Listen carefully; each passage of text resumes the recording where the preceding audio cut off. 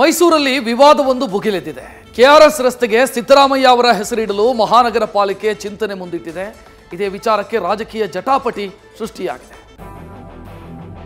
ಮೈಸೂರಿಗೆ ವಿಚಾರಕ್ಕೆ ಬಂದ್ರೆ ಸಿದ್ದರಾಮಯ್ಯ ಸಾಹೇಬರ ಕೊಡುಗೆ ಇದೆ.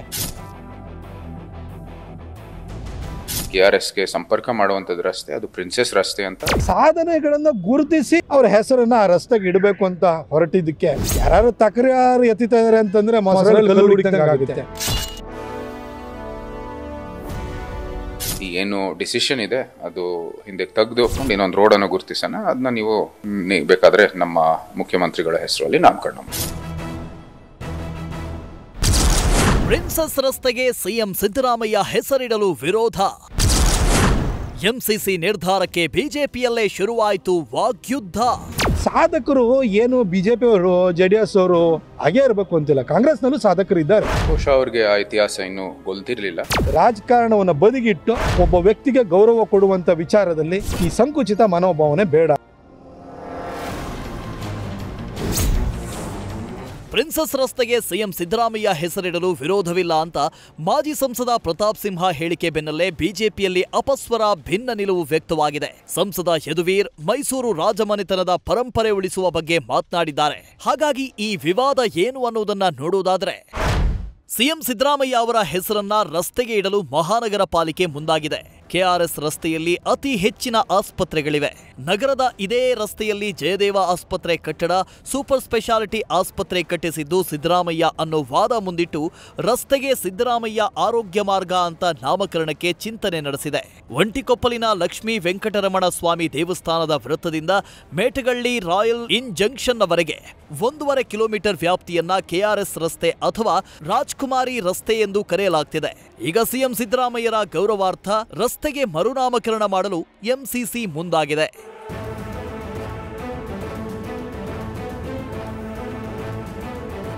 ಆದರೆ ಎಂಸಿಸಿ ಚಿಂತನೆಗೆ ರಾಜವಂಶಸ್ಥ ಸಂಸದ ಯದುವೀರ್ ಒಡೆಯರ್ ಅಪಸ್ವರ ಎತ್ತಿದ್ದಾರೆ.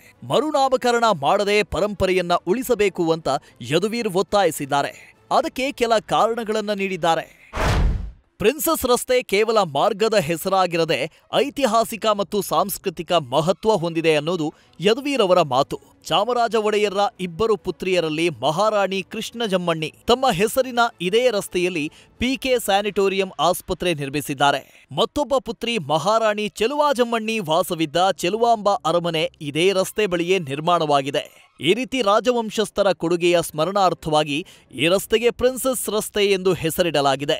ಮೈಸೂರಿನಿಂದ ಕೆಆರ್ಎಸ್ಗೆ ತೆರಳುವ ಮಾರ್ಗವನ್ನ ಪ್ರಿನ್ಸೆಸ್ ರಸ್ತೆ ಎಂದು ಹೆಸರಿಡಲಾಗಿದೆ. ಹಾಗಾಗಿ ಈ ಇತಿಹಾಸ ಪ್ರಸಿದ್ಧ ರಸ್ತೆಗೆ ಸಿದ್ದರಾಮಯ್ಯ ಆರೋಗ್ಯ ಮಾರ್ಗ ಅನ್ನೋದು ಸರಿಯಲ್ಲ ಅನ್ನೋದು ಯದುವೀರ್ ಆಕ್ಷೇಪವಾಗಿದೆ. ಇದು ಏನು ಪಾರಂಪರಿಕ ರಸ್ತೆ ಇದೆ, ಕೆಆರ್ಎಸ್ಗೆ ಸಂಪರ್ಕ ಮಾಡುವಂಥದ್ದು ರಸ್ತೆ, ಅದು ಪ್ರಿನ್ಸೆಸ್ ರಸ್ತೆ ಅಂತ ASIನೂ ಕೂಡ ಇದಕ್ಕೆ ಸಾಕ್ಷಿ ಕೊಟ್ಟಿದ್ದಾರೆ. ಸದಾ ನಮ್ಮ ಮೈಸೂರು ಪಾರಂಪರೆ ಉಳಿಸುವಂಥದ್ದು ಕೆಲಸದಲ್ಲಿ ನಾವು ಯಾವತ್ತೂ ಮುಂದುವರಿತಾ ಹೋಗ್ತೀವಿ. ಬಹುಶಃ ಅವ್ರಿಗೆ ಆ ಇತಿಹಾಸ ಇನ್ನೂ ಗೊತ್ತಿರಲಿಲ್ಲ. ಈಗ ಈಗ ನಮ್ಮ ಒಂದು ಹೇಳಿಕೆಯ ನಂತರ ಅವ್ರಿಗೆ ಗೊತ್ತಿರೋ ಸಮಯದಲ್ಲಿ ಬಹುಶಃ ಅವರ ತಮ್ಮ ಏನು ನಿಲುವು ಇದೆ ಅದರಲ್ಲಿ ಬದಲಾವಣೆ ಬರ್ಬೋದು. ಇನ್ನು ಮಾಜಿ ಸಂಸದ ಪ್ರತಾಪ್ ಸಿಂಹಗೆ ರಾಜ್ಯ OBC ಘಟಕ ರಾಜ್ಯಾಧ್ಯಕ್ಷ ರಘು ಕೌಟಿಲ್ಯ ಟಾಂಗ್ ಕೊಟ್ಟಿದ್ದಾರೆ. ಪ್ರತಾಪ್ ಸಿಂಹ ಬಕೆಟ್ ಹಿಡಿಯೋದು ನಿಲ್ಲಿಸಲಿ ಅಂತ ವಾಗ್ದಾಳಿ ನಡೆಸಿದ್ದಾರೆ.